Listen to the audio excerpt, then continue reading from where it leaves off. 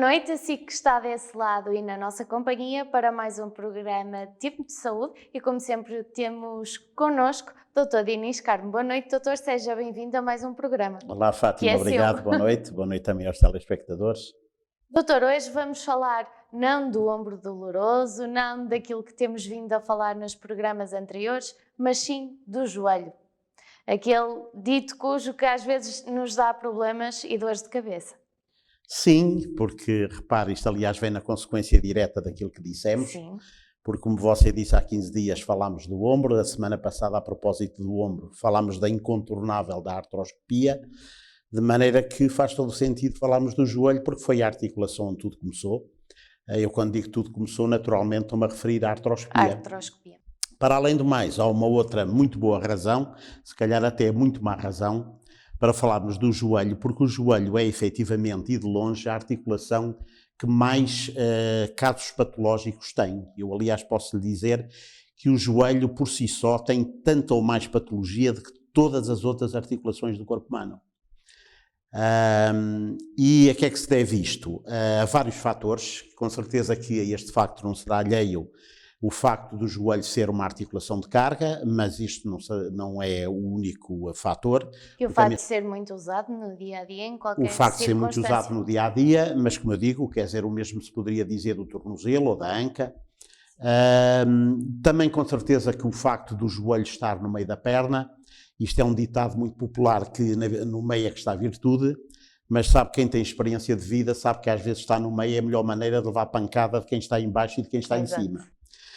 Mas eu penso que a razão principal é o facto do joelho ser uma articulação que está relativamente bem preparada para resistir aos movimentos de esticar e de dobrar, Flexão. tecnicamente, portanto, a extensão e a flexão. Só que acontece que o joelho está sujeito a outros movimentos, nomeadamente de rotação, que é algo que nós no dia-a-dia não nos apercebemos.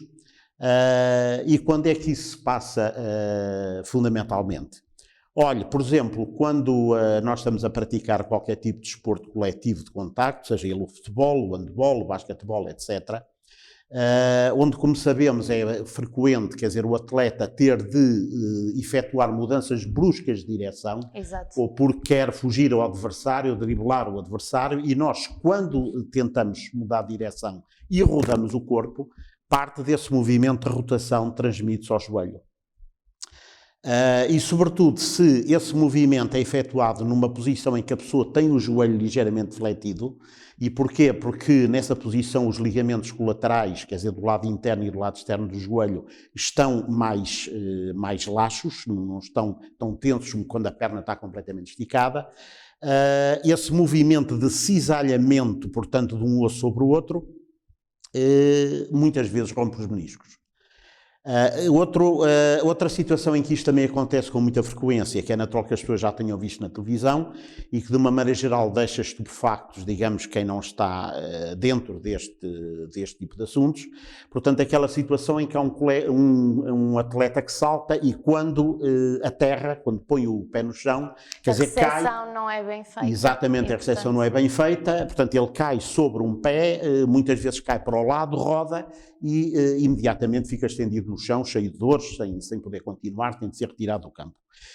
Isso são as chamadas lesões isoladas, em que a pessoa se faz sem que ninguém lhes toca, o que deixa as pessoas um pouco perplexas do que é que terá acontecido. E muito provavelmente o que aconteceu foi que o atleta pode ter rompido os meniscos, na pior das hipóteses, para além dos meniscos, também pode ter rompido o famoso ligamento cruzado anterior, que é muito comum nos futebolistas. Ora bem, falando em meniscos, os meniscos são realmente das lesões mais frequentes que existem no joelho. Principalmente em atletas. Sim, principalmente em atletas, mas não só. Principalmente em atletas, mas não só. Pronto, também acontece com muita frequência, por exemplo, às vezes basta uma pessoa ir a descer umas escadas e lá está outro exemplo dos tais movimentos de rotação, às vezes uma pessoa ir descer uma escada, desequilibrar-se e apoia o pé e ao mesmo tempo roda e dobra o joelho, e isso mais uma vez aquele movimento de cisalhamento, como se fosse a roda do moinho, é o suficiente para provocar uma fratura do menisco. Pronto, e toda a gente já ouviu falar dos meniscos, e afinal de contas, o que é que são os meniscos? Nós já a semana passada mostramos o slide que vamos repetir acerca dos meniscos do joelho, e eu desta vez trouxe aqui um menisco em plástico, portanto uma representação de menisco, que é esta peça que estão aqui. Como veem, tem a forma de uma meia-lua. Aliás, uma outra designação perfeitamente correta dos meniscos é exatamente cartilagem semilunar. E o que é que isto faz?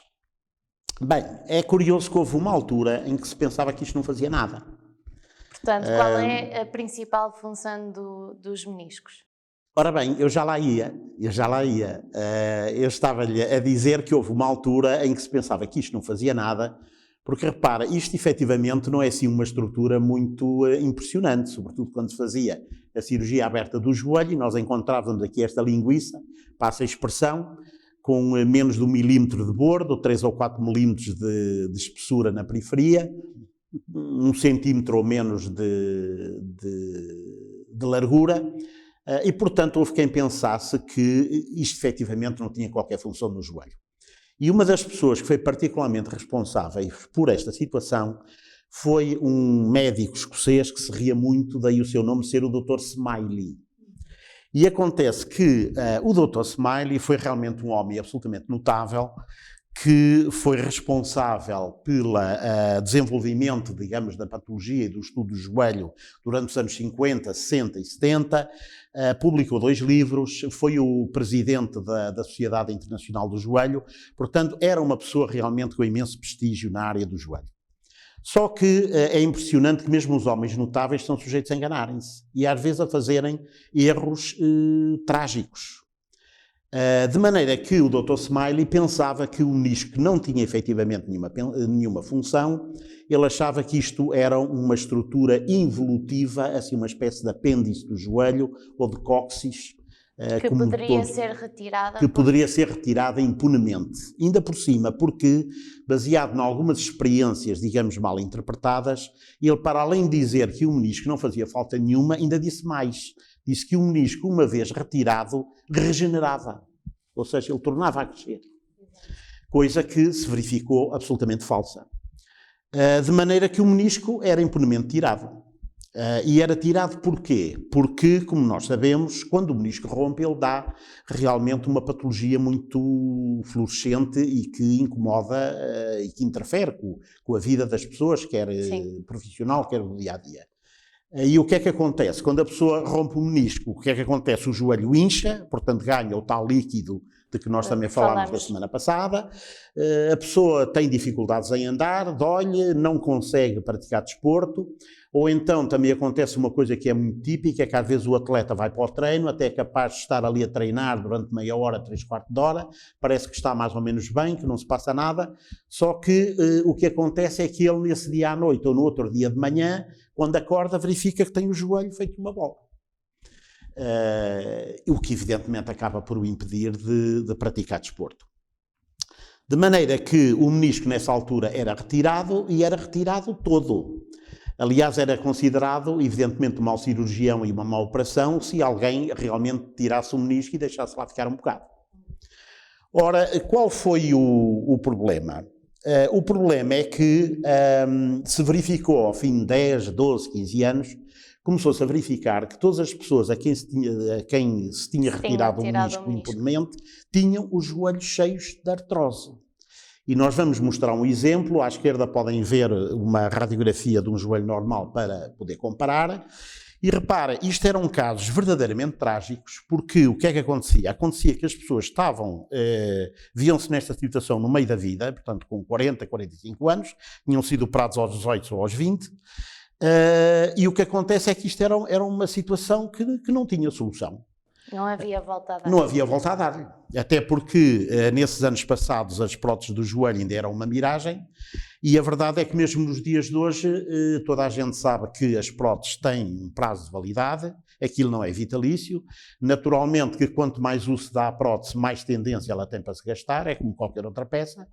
De maneira que mesmo nos dias de hoje, digamos que precisar de uma prótese do joelho aos 40 anos não é propriamente a coisa melhor que pode acontecer na vida de uma pessoa.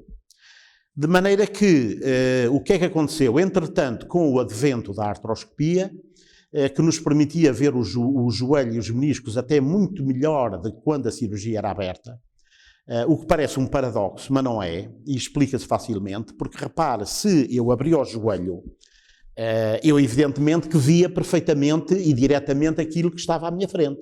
O problema era o que estava lá para trás.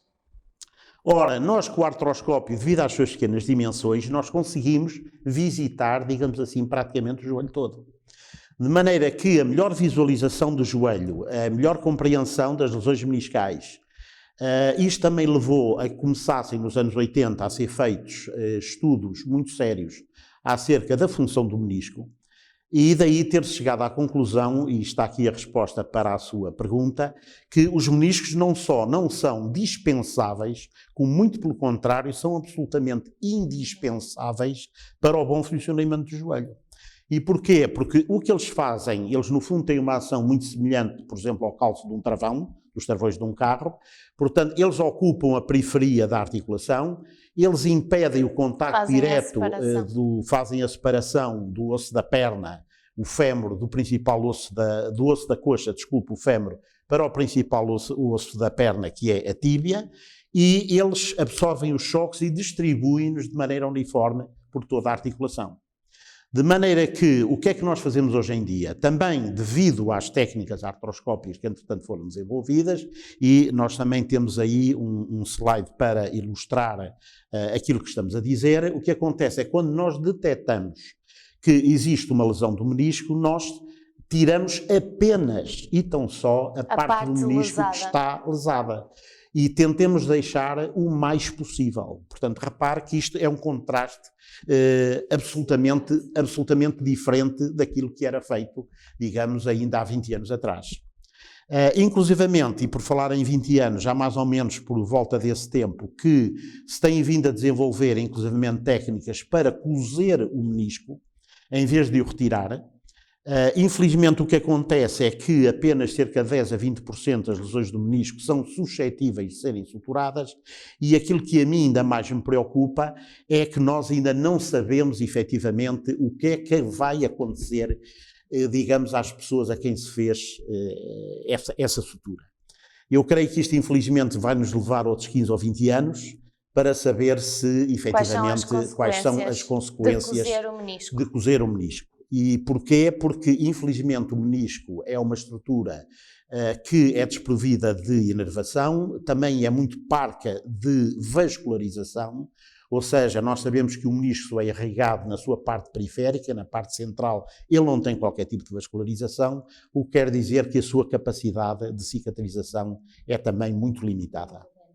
Portanto, doutor, é mais que visto que não há forma de prevenir uma lesão, uma ruptura no menisco. Poderá acontecer a qualquer um.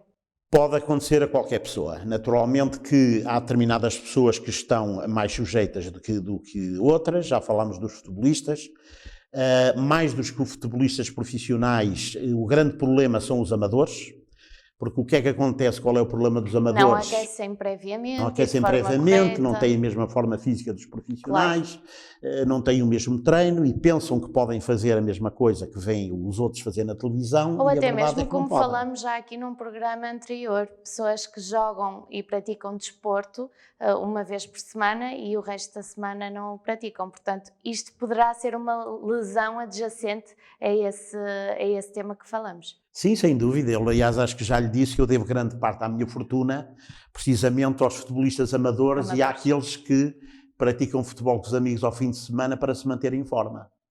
Porque, como acho que já também dissemos aqui, ninguém deve jogar futebol para se manter em forma, a pessoa tem de estar em forma para jogar futebol. E doutor, porquê é que nos trouxe esse objeto? Olha, este objeto, isto chama-se um basket, e o que é isto? Isto é uma pequena pinça, como você pode ver, não sei se será muito perceptível para os nossos telespectadores, mas isto é uma pequena pinça que tem aqui uma serrinha, e isto serve precisamente para comer, digamos assim, a parte do menisco que está lesionada. Portanto, o que nós fazemos... Portanto, na operação usa-se esse instrumento. Usa-se este instrumento e outros similares. Portanto, são feitos 2 furos, por um desses furos é introduzido o artroscópio, como vimos a semana passada, o que nos permite visualizar o joelho, e pelo outro é introduzido este instrumento ou outros similares, que, como vê pelas suas pequeníssimas dimensões, ele entra dentro do joelho, nós estamos a ver pelo outro lado, e isto permite-nos ir aqui ao menisco e se houver aqui uma parte lesionada,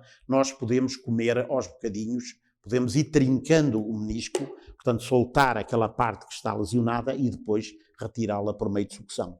Portanto, e a operação, portanto, é feita por esses pequenos orifícios. Nada como há 20 ou 30 anos atrás, em que as operações eram quase como um filme. Olha, eu acho que até vale a pena recordar, talvez não seja uma perda de tempo recordar esses tempos, porque sabe que muitas vezes o problema dos jovens é que eles não têm termos de comparação. E efetivamente quem viu como era e viu como é hoje, consegue estabelecer a diferença. E porquê é que eu acho que isto é importante? Porque eu acho que se nós não sabemos o que se passava no passado, nós não somos capazes de apreciar aquilo que se passa no presente. Aquilo que temos também no presente. Temos no presente. Aliás, sabe que é uma situação que me acontece frequentemente no consultório, às vezes pessoas a que eu faço artroscopia e aparecem lá e vêm com queixas do género dizer: olha, doutor, sabe isto? Eu acho que isto está tudo bem, mas olha, isto está a ver, olha, eu carrego aqui, está a ver onde está o furinho, olha, isto dói, está a ver, olha, isto dói-me aqui, está. E eu começo-me a rir. E começo-me a rir, o que naturalmente, que habitualmente não agrada às pessoas, que não percebem porque é que eu estou a rir, quem percebe sou eu. Porque eu que realmente, como acabámos de dizer, assisti àquilo que se passava, e sabe o que é que se passava nessa altura? E como lhe digo, não estamos a falar de há muitos tempos, assim tanto tempo como isso.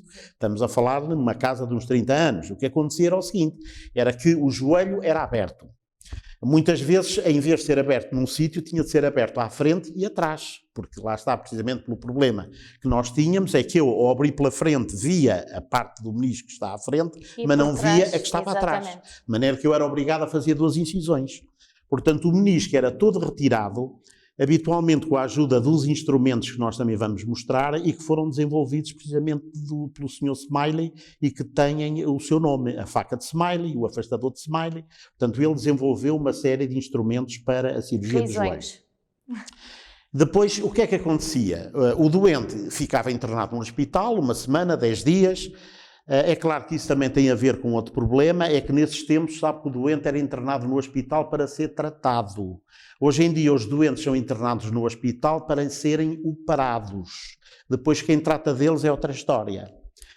Mas independentemente deste aspecto, hoje em dia, quando a pessoa é operada por artroscopia, é perfeitamente seguro ter alta, às vezes até no próprio dia ou no dia seguinte. Portanto, aliás, isso é uma prática corrente. Olha, eu ainda na quinta-feira também operei a uma senhora de uma artroscopia e não era só propriamente o menisco que ela tinha, e hoje de manhã passei pela clínica e dei alta. Depois dizia eu que, para além dessa estadia no hospital, também era costume engessar a perna da pessoa. Portanto, a perna era engessada desde a raiz da coxa até ao tornozelo. E porquê? Porque nessa altura se acreditava que o repouso absoluto era absolutamente essencial para uma boa cicatrização das estruturas. É claro, quando se tirava o gesso, aquela perninha estava como uma das pernas de Olívia Palito. Vai daí, a pessoa tinha de ir para a fisioterapia. E quanto tempo é que andava na fisioterapia? 1 ano, 2 meses. O que quer dizer que isto, por exemplo, em termos de um jogador profissional, na melhor das hipóteses, o que isto queria dizer é que isto era uma época que ia à vida. Não é? Na pior das hipóteses, poderia até significar o final de carreira, não é? Portanto, isto era o que ainda se passava, digamos, foi o que eu ainda assisti, foi aquilo que eu ainda aprendi a fazer. Eu devo ser, se calhar, dos poucos médicos ainda no ativo que viu fazer meniscectomias por via aberta, que fez também algumas meniscectomias por via aberta, assisti a muitas e também efetuei algumas, e hoje em dia, realmente, como eu digo, este paradigma está completamente alterado, devido, como eu disse, a pioneiros como o Dr. Jackson, de que falámos na semana passada, e muitos outros. Devemos isso à medicina e, como tudo, temos que dar tempo ao tempo para as coisas evoluírem e para crescerem. Doutor, terminamos por aqui o programa de hoje? Acho que sim. Muito obrigada por mais um tempo de saúde. Foi um gosto. E voltamos na próxima sexta-feira. Quanto a si, continua desse lado. Se quiser assistir ao Tempo de Saúde, será sempre às sextas-feiras, aqui no Novo Canal. Temos também outros programas que pode assistir e acompanhar tudo o que acontece na região em novonoticias.pt. Boa noite e bom fim de semana.